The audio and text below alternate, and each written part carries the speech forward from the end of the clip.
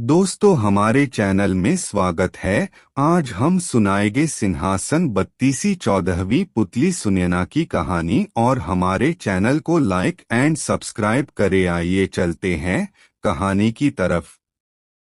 14वीं पुतली सुनैना ने जो कथा कही वह इस प्रकार है।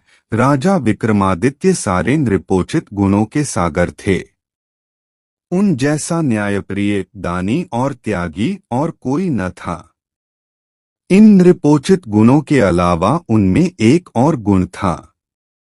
वे बहुत बड़े शिकारी थे तथा निहत्थे भी हिंसक से हिंसक जानवरों का वध कर सकते थे। उन्हें पता चला कि एक हिंसक सिंह बहुत उत्पात मचा रहा है और कई लोगों का भक्षण कर चुका है। इसलिए उन्होंने उस सिंह के शिकार की योजना बनाई और आखेट को निकल पड़े।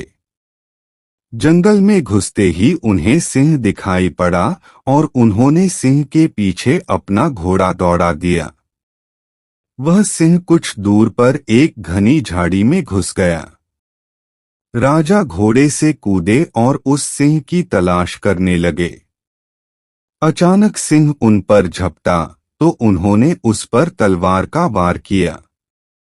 झाड़ी की वजह से वार पूरे जोर से नहीं हो सका, मगर सिंह घायल होकर दहाड़ा और पीछे हटकर घने वन में गायब हो गया। वे सिंह के पीछे इतनी तेजी से भागे कि अपने साथियों से काफी दूर निकल गए। सिंह फिर झाड़ियों में छुप गया।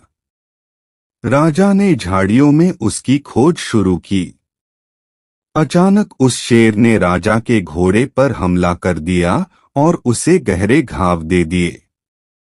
घोड़ा भय और दर्द से हिनहिनाया तो राजा पलटे। घोड़े के घावों से खून का फव्वारा फूट पड़ा। राजा ने दूसरे हमले से घोड़े को तो बचा लिया, मगर उसके बहते खून ने उन्हें चिंतित कर दिया। वे सिंह से उसकी रक्षा के लिए उसे किसी सुरक्षित जगह ले जाना चाहते थे, इसलिए उसे लेकर आगे बढ़े। उन्हें उस घने वन में दिशा का बिल्कुल ज्ञान नहीं रहा। एक जगह उन्होंने एक छोटी सी नदी बहती देखी। वे घोड़े को लेकर नदी तक आए ही थे कि घोड़े ने रक्त अधिक बह जाने के कारण दम तोड़ दिया। उसे मरता देख राजा दुख से भर उठे। संध्या गहराने लगी थी, इसलिए उन्होंने आगे न बढ़ना ही बुद्धिमानी समझा। वे एक वृक्ष से टिककर अपनी थकान उतारने लगे। कुछ ही क्षणों बाद उनका ध्यान नदी की धारा में हो रहे कोलाहल की ओर गया। उन्होंने देखा दो व्यक्ति एक तैरते हुए शव को दोनों ओर से पकड़े झगड़ रहे हैं। लड़ते लड़ते वे दोनों शव को किनारे लाए। उन्होंने देखा कि उनमें से एक मानव मुंडों की माला पहने विभत्स दिखने वाला कापालिक है तथा दूसरा एक बेताल है जिसकी पाठ का ऊपरी हिस्सा नदी के ऊपर उड़ता सा दिख रहा था। वे दोनों उस शव पर अपना अपना अधिकार जता रहे थे। कापालिक का कहना था कि यह शव उसने तांत्रिक साधना के लिए पकड़ा है और बेताल उस शव को खाकर अपनी भूख मिटाना चाहता था। दोनों में से कोई भी अपना दावा छोड़ने को तैयार नहीं था। विक्रम को सामने पाकर उन्होंने उन पर न्याय का भार सौंपना चाहा तो विक्रम ने अपनी शर्तें रखीं। पहली यह कि उनका फैसला दोनों को मान्य होगा और दूसरी कि उन्हें वे न्याय के लिए शुल्क अदा करेंगे। कापालिक ने उन्हें शुल्क के रूप में एक बटुआ दिया जो चमत्कारी था तथा मांगने पर कुछ भी दे सकता था।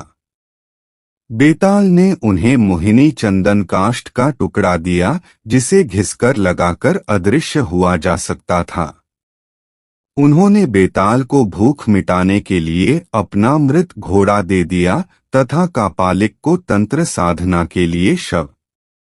इस न्याय से दोनों बहुत खुश हुए तथा संतुष्ट होकर चले गए। रात घिर आई थी और राजा को जोरों की भूख लगी थी, इसलिए उन्होंने बटुए से भोजन मांगा। तरह तरह के व्यंजन उपस्थित हुए और राजा ने अपनी भूख मिटाई। फिर उन्होंने मोहिनी काष्ठ के टुकड़े को घिसकर उसका चंदन लगा लिया और अदृश्य हो गए। अब उन्हें किसी भी हिंसक वन्य जंतु से खतरा नहीं रहा। अगली सुबह उन्होंने काली द्वारा प्रदत्त दोनों बेतालों का स्मरण किया तथा अपने राज्य की सीमा पर पहुंच गए।